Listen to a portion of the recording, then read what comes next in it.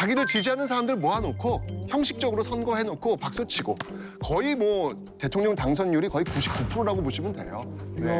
반대가 없는 그런 선거가 되는 것이죠. 그러면서 72년도에 체육관에서 대통령을 뽑았고요.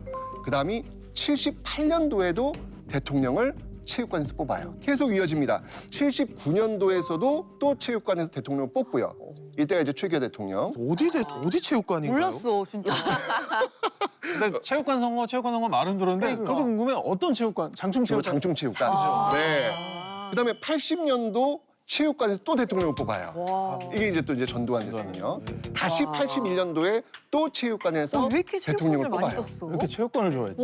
그러면 대통령이 되게 쉽잖아요. 그럼 그 사이에는 좀 더 비정상적인 면이 많았다는 거네요. 그렇죠. 계속해서 이렇게 비정상적 방법에 의해 가지고 국민이 직접 대통령 뽑는 게 아니라 그들이 원하는 사람끼리 모여서 대통령 뽑는 이런 방식이 일종의 진행돼요. 이제 절차적 요식행위로 체육관 선거를 활용을 한 거네. 맞습니다. 그래서 계속해서 대통령을 체육관에서 뽑다가 네. 이제 87년도에 또 체육관에서 대통령을 뽑으려고 하는 그런 분위기가 벌어지게 되는 거예요. 근데 이때 이제 집권한 정부가 우리가 잘 알고 있는 제5공화국 전두환 정부 유명하지 않습니까? 드라마로 네. 봤죠. 네. 그런데 어마어마한 부정과 비리, 게다가 또 5.18 민주화 운동을 진압하면서 정통성 없음으로 굉장히 힘든 그런 정부가 바로 이 전두환 정부였거든요. 이 전두환 정부에 대해서 굉장히 많은 저항을 벌이고 있는 상황이었어요. 자, 그 벌이고 있는 상황 속에서 전두환 정부는 어떻게든 또 체육관에서 대통령을 뽑아가지고 다음 사람한테 넘기려고 하는 모습들, 계속 충돌이 벌어지고 있는 상황 속에서 큰 사건이 하나 벌어지게 됩니다. 그 사건이 뭐냐면 바로 박종철 고문 치사 사건이라는 거예요. 혹시 들어보셨나요? 그때 당시에 현장에는 없었지만 영화로 오히려 접했던 어떤 영화를 보셨나요? 뭐 예를 들어 남편이 출연했던 1987이나 맞습니다. 네. 네. 오히려 그것 때문에 공부를 더 하게 되더라고요. 맞아요. 네. 그러니까 이 박종철 고문 치사 사건은 뭐냐면 당시 어떤 그 정부에 저항하는 그 대학생들을 잡아들이기 위해서 박종철 학생을 잡아들여가지고 그 남영동 대공분실에서 물고문을 가한 거예요. 혹시 그게 그 탁하니 그게 사건이 그 사건이군요. 맞아. 맞아. 그거를 이제 그런 식으로 발표한 거예요. 탁친이 하고 죽었다. 이제 이런 식으로 발표를 한 거죠. 그러니까 고문을 했다라고 하는 사실을 은폐하기. 숨겨버린 있다. 거예요. 은폐해버린 거예요. 이 사실이 참 알려지게 된 그 계기도 참 놀라운 것 같아요. 전두환 정부 상황 속에서 고문이 자행되고 있는 그 상황이라면 얼마든지 은폐도 가능하잖아요. 그냥 화장시켜가지고 그냥 의문사로 처리해버리면 누가 알겠어요. 네. 그런데 이제 그 과정 속에서 참 각각의 분야에 있는 사람들이 이건 아닌 것 같다라고 하면서 자기의 역할들을 다하게 되죠. 그냥 빨리 화장해가지고 그냥 의문사 처리하겠다라고 했는데 검사가 통과시키질 않는 거예요. 네. 무슨 소리냐. 시신 보존해라. 또 거기에 들어갔던 의사들이 이거는 쇼크사가 아니다. 이거는 고문에 의한 그런 사망이다. 라고 해서 그 자신들의 소견을 밝힌 것이죠. 큰 용기를 내는. 당금할 수도 있는 거죠. 당연하죠. 그리고 이 사실을 1987 기자. 그 남편분께서 알려주셨죠. 네, 네. 네, 언론인들이 또 알리게 된 거예요. 이렇게 되면서 수면 위로 떠오르게 된 거죠. 더 이상 체육관에서 그들이 원하는 대통령을 뽑아서는 안 되겠다. 우리가 대통령을 뽑아가지고 다시는 이런 일이 벌어지게 하면 안 되겠다라는 생각들을 가지게 된 거예요. 자, 그런 상황 속에서 전두환 정부가 분위기가 묘하게 돌아가는 것이죠. 안 되겠다. 이 흐름을 막아야 되겠다라고 해서 1987년 4월 13일 호헌 조치라는 걸 발표하게 됩니다. 호는 뭐냐면 보호하다, 헌법을? 지킨다는 의미예요. 헌은 뭐냐면 헌법을 지킨다. 호헌. 네, 그렇죠. 그 헌법은 어떤 헌법일까요? 대통령이 직접 헌법을 지키겠습니다. 본인에게 바꾸지 좀- 않겠습니다. 체육관에서 뽑는 그걸 그렇죠. 지키겠다고. 그대로 가겠다 나는. 또 체육관에서 대통령을 뽑겠다라고 선언을 한 거예요. 이게 그 유명한 1987년 4.13 호헌 조치라는 것이죠. 와. 예.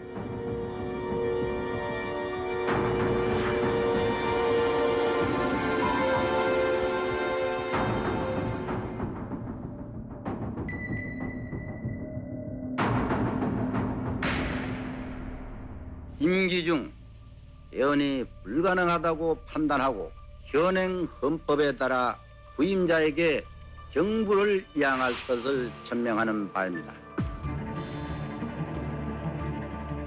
자, 이 박종철 고문 치사 사건으로 지금 분노에 차 있는 시민들, 더 이상은 대통령을 이런 식으로 뽑으면 안 되겠다는 어떤 그 열망이 막 뿜어오르고 있는 상황 속에서 4.13 호원 조치가 딱 나와버린 거예요.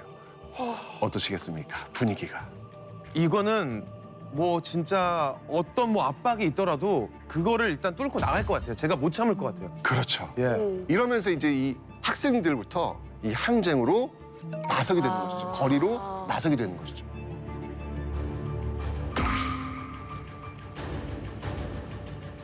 근데 일반 국민 입장에서 정말 서슬퍼런 권력이 살아있을 텐데 아, 진짜. 그렇게 다 같이 거리로 나와서 그 권력에 맞서는 게 정말 쉽지 않았을 것 같아요. 너무 무서웠을 것 같아요. 그런 그 학생들의 어떤 시위 과정 속에서 또 한 번 시민들을 너무 화나게 했던 사건이 또 한 번 터집니다. 혹시 기억나세요?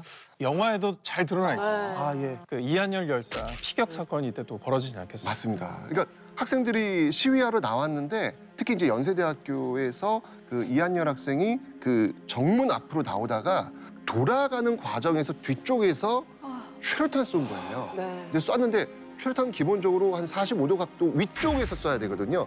그런데 이게 직탄. 그냥 이 뒤쪽을 째려버린 거예요. 그렇구나. 그래서 그 최루탄을 맞고 이한열이 쓰러지는 그 장면이 사진을 찍힙니다. 심지어 저는 저 이한열 열사께서 과 선배님이세요. 아이고, 네. 그러시구나. 그래서 저 학생회관이나 도서관에 항상 붙어 있었던 항상 그 것 같아요. 저 사진뿐만 아니라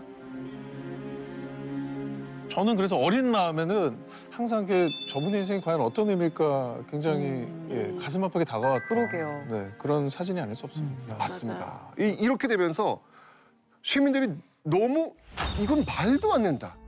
어떻게 이렇게 학생들에게 저렇게 최루탄을 직격으로 쏠 수 있는가라고 하면서 이 어떤 그 항쟁의 어떤 그 흐름이 더욱더 거세질 수밖에 없었던 것이죠.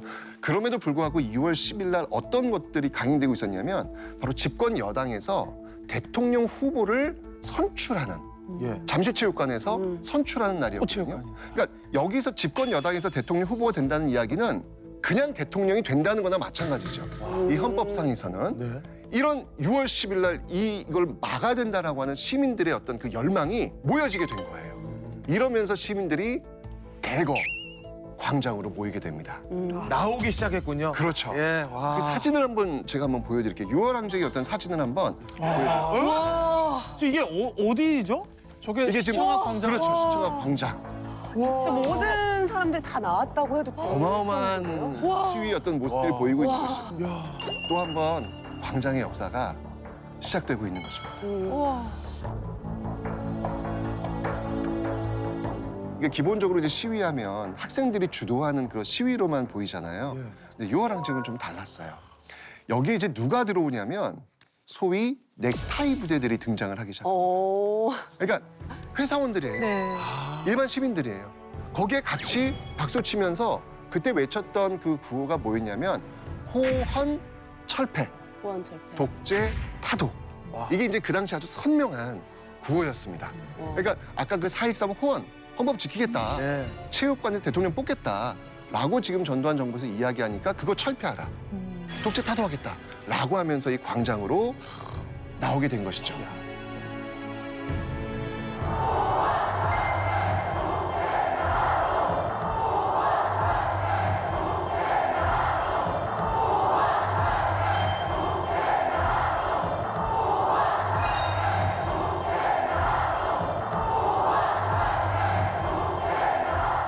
그 넥타이 부대가 이렇게 거리에 나왔는데 나오지 못하시는 분들도 있잖아요. 그분들은 수도 있고. 건물 안에서 그 시위대를 향해서 두루마리 휴지를 던집니다. 왜 했을까? 너무 벌써 그냥 왜? 딱 느낌이 확 와가지고 좀. 왜 근데 던진 저는? 거지? 혹시 뭐 최루탄 가스나 이런 거에 약간 젖은 뭐 수건이나 이런 게 좀 도움이 될까? 아, 그런가? 그래서 좀 도움을 주시려고 왜 그런 던진 건가요? 거지? 정답. 진짜요? 와. 이게 말씀하신 대로 최루탄 지금 난사가 지금 되고 있는 상황이었거든요. 아, 네. 정말 그거 한 번 맞으면 아, 정신을 못 차립니다. 정말. 그러니까 몸에 있는 구멍에서 그냥 물이 다 나와. 아 그래요. 콧물, 눈물. 정신을 못 차리는 거예요. 그냥 침은 그냥 줄줄줄 흘러나요. 맞아요. 그냥 통곡을 하게 돼요. 예. 그러니까 이 너무 안타까운 그 시민들이 그 빌딩 안에서 이렇게 휴지 바지 던진 거예요. 아 근데 지금 뭐 그냥 이렇게 뭐 추억처럼 얘기를 그러니까. 하지만 사실 굉장히 슬픈 얘기예요. 이게 무섭기도 해요. 맞아요. 어떻게 보면 국가 공권력이 국민들을 향해서 공격했다는 판을 쐈다는 거잖아요. 그렇죠. 말도 안 되는 거니까. 그 과정 속에서 어머님들이 왜냐면 대학생들이 지금 막 최루탄에 맞고 막 그 곤봉에 맞고 막 이러니까 어머님들이 또 직접 나오셔가지고 그 전경들 전투 경찰들한테 직접 그 앞에 가셔가지고 최루탄 쏘지 말라고 아이고. 아, 그 투구에다가 장미꽃 이렇게 꽂아주면서 아, 아, 사진 본 적 있어요. 네. 최루탄 쏘지 말라고 이제 그만 좀 하라고 슬프다. 예 하신 어떤 그런 모습들도 있었고요. 그치. 또 그 당시 그 명동 성당에 학생들이 고립되어 있었거든요. 네. 먹을 수 있는 기반이 왜냐면 경찰들이 완벽히 봉쇄를 하고 있는 상황이었기 때문에 먹을 수 있는 어떤 상황이 어려워질 수 있잖아요. 근데 그때 그 담벼락 옆에 학교가 있었어요. 여고가 있었거든요. 그 여고생들이 도시락 그 당시엔 도시락이 있으니까 그 도시락을 담벼락 너머 그 학생들한테 이거 드시라고 와, 주는 어떤 그런 장면들. 전 국민이 다 함께 한마음. 그러니까. 완전 한 마음이네. 심지어는 그 택시 버스 기사님들이 오후 6시가 되면 태극기 하강식이 열리게 되거든요. 네. 그때를 기회로 경적을 동시에 울리는 거예요. 어. 원래 경적 소리는 엄청난 소음이잖아요. 네. 그렇죠. 굉장히 시끄럽잖아요. 스트레스 받잖아요. 근데 어느 분의 증언에 의하면 이제까지 들었던 경적 소리 중 이렇게 감동적인 와. 경적 소리는 처음이었다. 어. 그 모든 거리에서 네. 6시가 되었을 때 경적 소리가 울리는 거예요. 어. 내가 할 수 있는 모든 것들은 다 해준다. 마음을 보는. 그렇죠. 나도 동참한다. 내가 할 수 있는 건 경적 소리 울리는 거 이걸로 내가 지지를 보낸다. 이런 모습들을 계속 보여주는 모습들이 있었죠. 근데 이런 모습들이 서울에서만 있었던 게 아니고요. 전국 각지로 계속해서 이 모습들이 흩어져 나갑니다.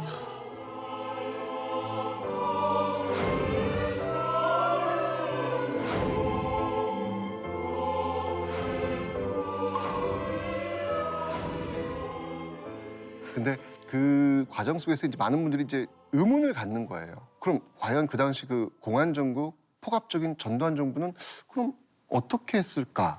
그러게요. 네, 여론이 지압을 이렇게 하면서. 뒤집히면은 조금은 제압을 뭐 한다거나 아니면 좀 물러난다거나 할 것 같은데. 근데 이 당시에 이제 굉장히 이 시위가 전국적으로 확산이 되니까 네. 계엄령을 내리려고 생각도 했었어요. 근데 그때 이제 88 올림픽을 이제 치러야 되는 어떤 그런 상황이었고 또 이 종교계에서 굉장히 이걸 막아요. 학생들을 보호해주는 어떤 그런 모습이 있었는데 아까 제가 명동성당 이야기를 들었는데 네네. 거기가 어떤 거점과도 같은 어떤 그런 곳이었거든요. 근데 이곳을 이제 무너뜨리려고 공권력이 막 들어가려고 막 엄청 준비를 하고 있었거든요. 성당 안으로. 그렇죠, 성당 안으로. 근데 그때 이제 돌아가셨지만 그때 김수환 추기경이 네. 그 앞에 나서셔가지고 경찰들을 향해 이렇게 이야기합니다. 학생들 앞에 수녀님들이 계실 거고 수녀님들 앞에 신부님들이 계실 거고 그리고 그 맨 앞에 나를 보게 될 것이다. 나를 먼저 밟고 신부님들을 밟고 수녀님들을 밟아야 비로소 학생들을 만날 것이다. 이거 닭살이. 이러면서 온몸으로 학생들을 막아주는 그런 모습들이 개신교뿐만 아니라 뭐 사찰 불교뿐만 아니라 모든 종교계가 다 나서서 이 민주화 운동을 어떻게든 지켜내려는 그런 모습들이 있었기 때문에 정부에서 이 함부로 들어올 수가 없었던 것이죠. 정말 큰 힘이 되셨겠어요. 버거운 싸움이 되어버리는 네. 거예요. 결국 한 20여일 동안 끊임없이 이런 항쟁이 계속되다가 1987년 6월 29일 집권당 총재 이 노태우 총재가 선언을 합니다. 제가 볼 때 이 선언은 항복 선언이다 라고 저는 이야기하거든요. 그게 그 유명한 바로 6.29 선언이라는 건데요. 예. 바로 그 민주화 운동의 꿈, 바로 대통령 직선제를 받겠다 라고 하는 선언을 하게 됩니다. 대통령 직선제를 택하지 않을 수 없다는 결론에 이르게 되었습니다.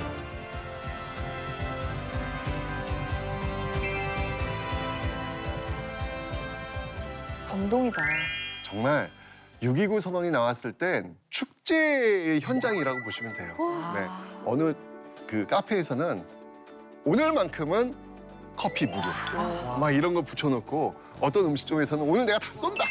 막 이런 나오면서 정말 그 뜨거웠던 그 여름을 정말 이 시민들의 어떤 축제로 불태우지 않았나 그런 생각이 듭니다. 이 6.29 선언을 계기로 해서 우리 헌정사상 최초로 여야가 합의를 해서 네. 헌법을 드디어 바꿉니다. 87년에?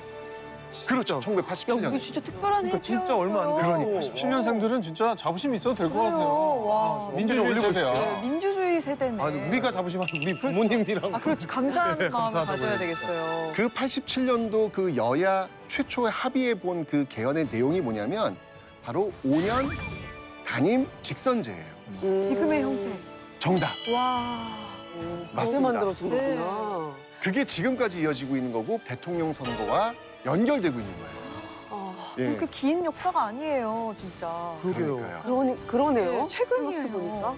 아니, 어찌 정말 본다면 우리 현대사를 두 시기로 나눈다면 그 이전, 87년 이전과 이후로도 나눌 수 있는 것이고 와. 우리는 여전히 87년 체제에 살고 있다.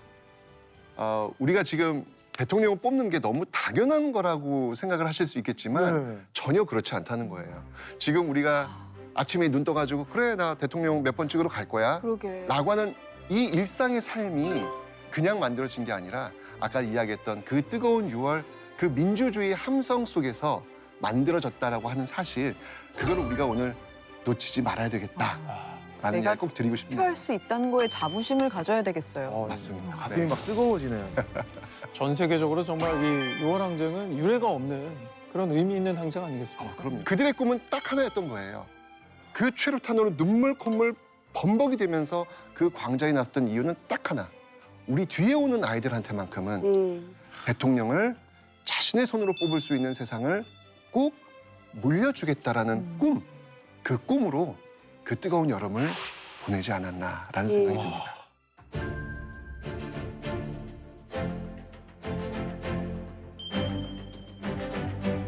대통령 직선제를 택하지 않을 수 없다는 결론에 이르게 되었습니다.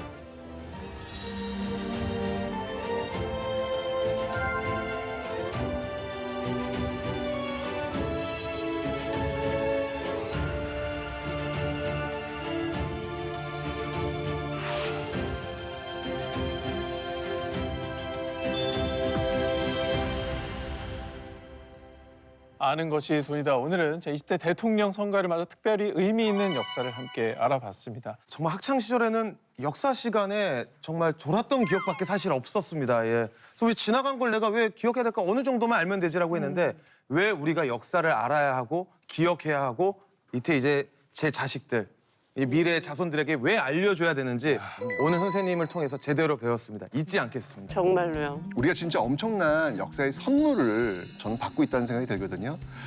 우리가 역사에 무임승차하면 안 되겠다라는 생각이 들어요. 이 선물을 우리가 정말 귀한 우리 다음 시대의 그 미래를 위해서 꼭 선거를 하는 것. 이게 우리의 의무가